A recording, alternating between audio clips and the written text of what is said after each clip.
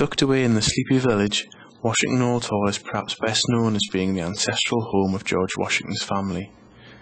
But staff at the hall say it's not just tourists that visit the property's historic rooms.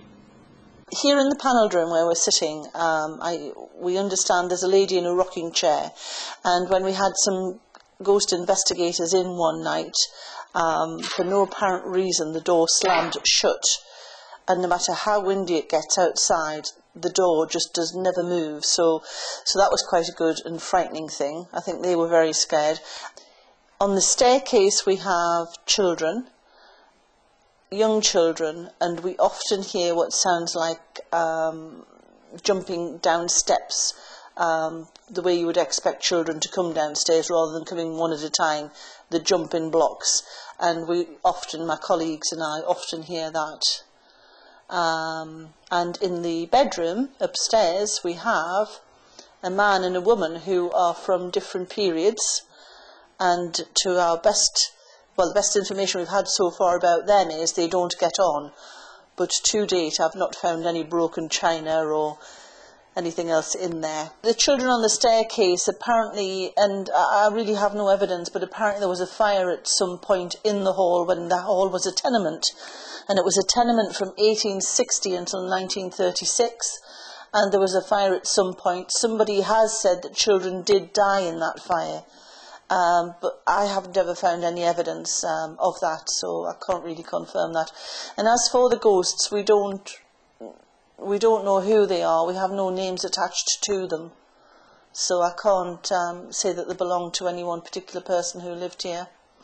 Apparently all our ghosts are friendly. We have no nasty ghosts. I don't think we've ever felt scared. You get a laugh sometimes out of the ghost hunters who come, mind, if you switch the lights off quick and give them a fright. You see people move very fast out of rooms. But nothing to frighten you here, really. It's a nice atmosphere, the house. The property's got a lived-in atmosphere, so it's not, I don't think you feel intimidated. Mind saying that when you lock up one night or open up one night, it's pitch black. You might start to get a bit... You can't get the key in the lock. But apart from that, it's not a frightening house. My other colleague, well, actually she doesn't work for us now, but she was frightened once by somebody touching her back when she was standing in the room, and that really shook her. In fact, she turned grey, to be honest. But I've been here for 17 years now, and I spend long hours here, sometimes late at night, even into the early morning, and touch wood, so far I've never been frightened by anything or anyone, and I've never really seen anything. I've heard things but never seen anything, whereas other people have seen things. Well, I live in the little cottage beside the gates, and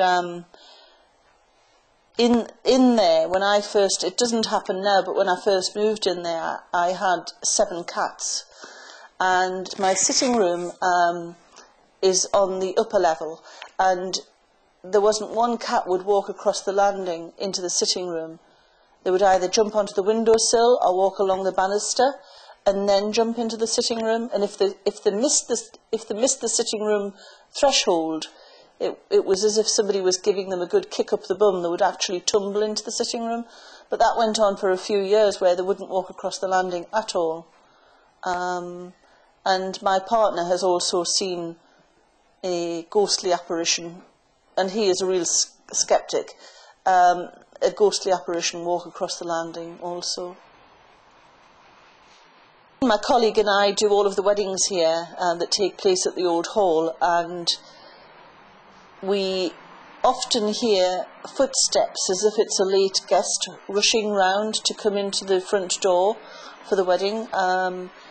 And of course we open the door to get them in quickly, and we open the door and there's no one there. So that happens quite regularly, actually. And we have been told by one videographer who videoed a wedding that he has orbs around the bride and groom, and also by another group who came in here with all of their equipment.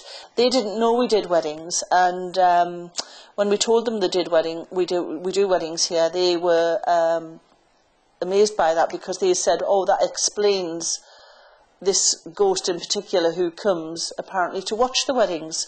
So she could be the one that's the late guest rushing round coming through the front door. There was a wedding that we were doing, and the guests came up and said, "Can I ask you about the history of the hall?" And I thought it was going to be a history question, but it wasn't.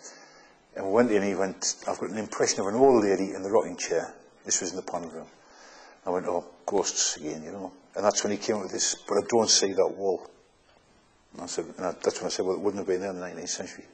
It's a modern addition." He said, "That ties in." He said, "She's a boat from then, the 19th century." But she apparently, a visitor was in one day, and her handbag was yanked off her shoulder. It didn't just slip off. And she looked round thinking it was her husband or something like that. Nobody else in the room. So it must have been the old lady. And then Edith, the woman who used to work here and still pops in, she went through, had a belt or something on her clothes, and somebody actually pulled on the belt as if she was being tugged around the room. So there's things happen that we can't explain. You know, the smells of lavender sometimes, and the doors shutting. So there's things happen. There's probably been somebody here from Anglo-Saxon times, so you're talking about 1,000 years possibly. Strange things have got to happen over 1,000 years that we'll never find out about. You know, there's not the records about them. So you just got to assume umpteen generations of umpteen people have lived here over 1,000 years. There's got to be something strange happened. You know, it's just like other places. Old properties have all got the ghosts, haven't they? Or rumoured to have the ghosts. I'll sit on the fence.